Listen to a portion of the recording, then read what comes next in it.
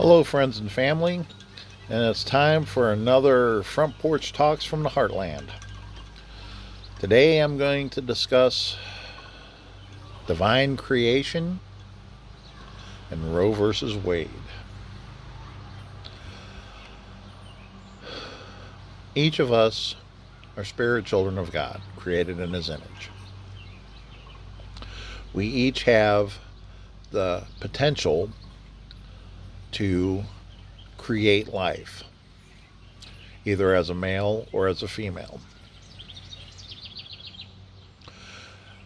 That divine gift should not be taken for granted and should not be taken lightly, because we are talking about being able to create the most precious thing on this earth, another human being, another life. Roe versus Wade was a Supreme Court decision back in 1973 that at the federal level legalized abortion.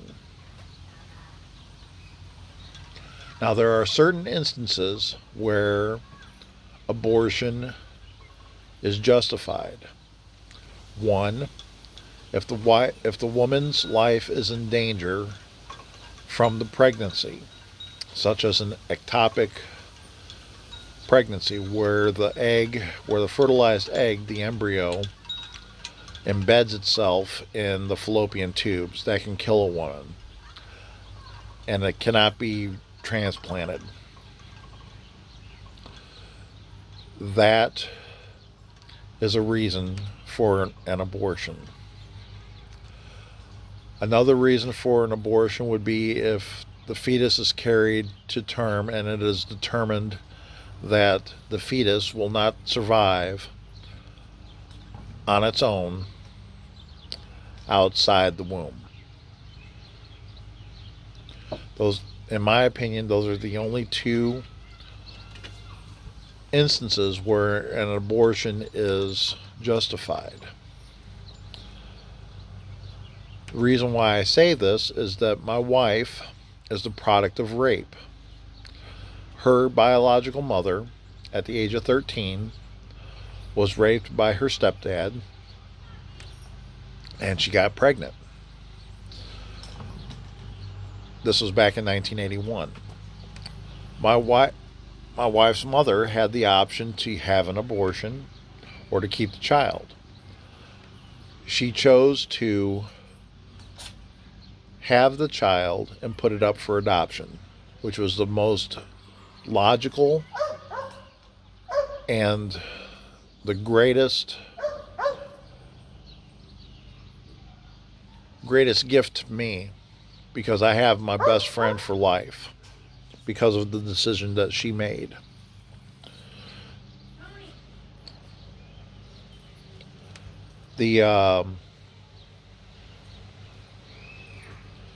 There are options out there other than abortion, and if you have a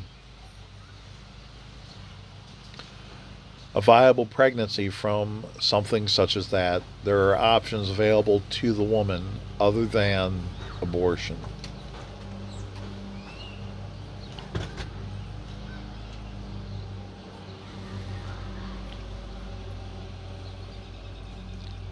The problem with Roe versus Wade is that the idea of an abortion was being taken to the point of being used as birth control. Birth control in the matter of being to prevent a woman from having a pregnancy just because she made the mistake, she got drunk, had sex with a man, a partner, because of her inhibitions were relaxed from the effects of alcohol,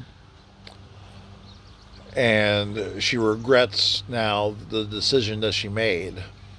So it was being used as a as a form of birth control because she didn't want to be hassled with the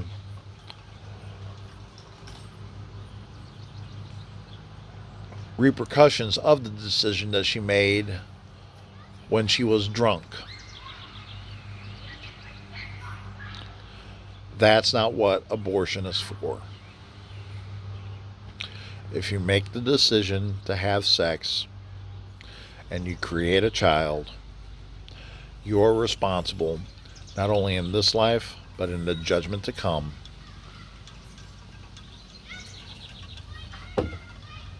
For your choices that you make. Abortion in that respect is murder, in my opinion.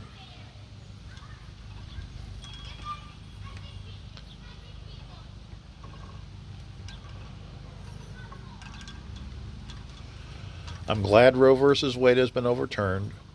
I hope our politicians, the thing is that when Roe versus Wade was passed, the majority of people that were in government at that time were not female. Now we have a lot of female governors, a lot of female House of Representatives, a lot of female senators. It's probably about 50-50. So I think that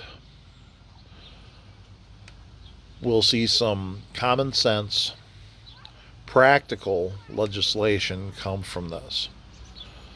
And it's going to take the people at large to talk with their representatives, to not worry about, okay, Roe versus Wade is done. It's over with. It's gone. What do we do now? We discuss in civil terms the points that need to be addressed. And we do it as adults, not as spoiled children, not as whiny, immature individuals.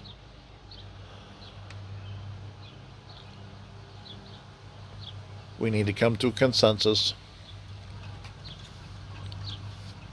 state by state.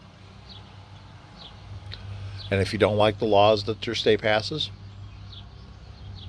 then you may either need to, one, address your position on things, or two, move.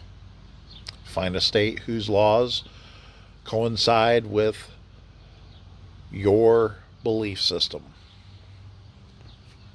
That's my 2 cents on Roe versus Wade and on divine ability to procreate and on life.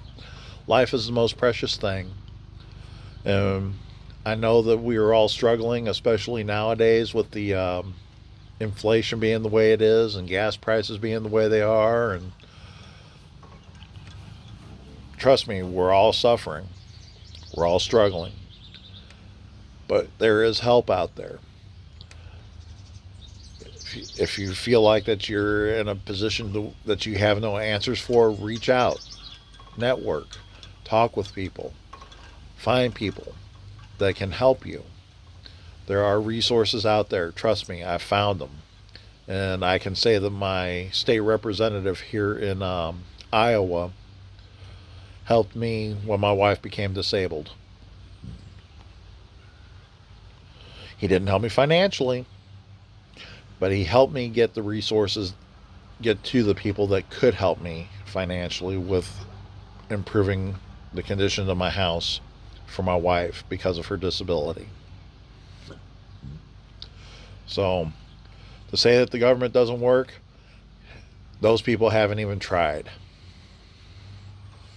They don't believe that the system works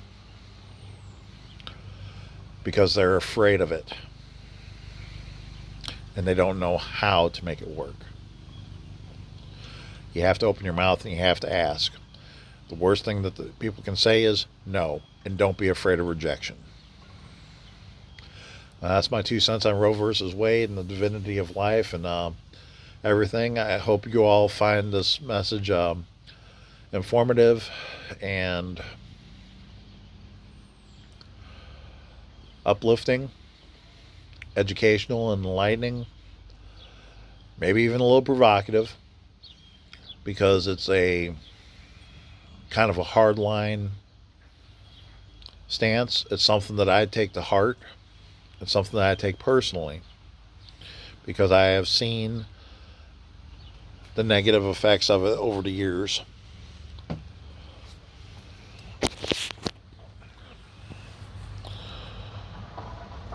Well, God bless each and every one of you. Know that you are loved and that help is out there if you need it. If you can't reach out to anybody else, if you feel like reaching out to me, if you reach out to me, I'll be more than happy to help you, no matter whether I know you or not.